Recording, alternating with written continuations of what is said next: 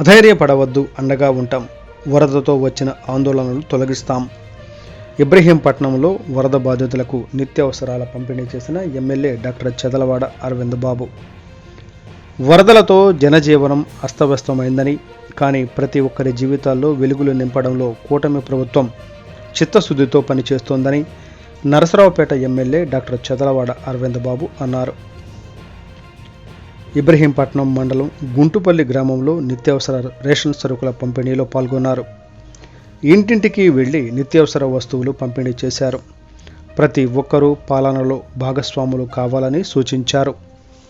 వరదల్లో ప్రజలు చాలా నష్టపోయారని, ప్రతి ఒక్కరూ బాధలో ఉన్నారని అన్నారు.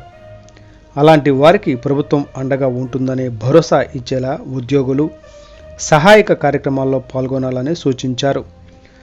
బాధితుల వద్దకు వెళ్లి ఆప్యాయంగా పలకరించి సరుకుల కిట్లు అందించారు.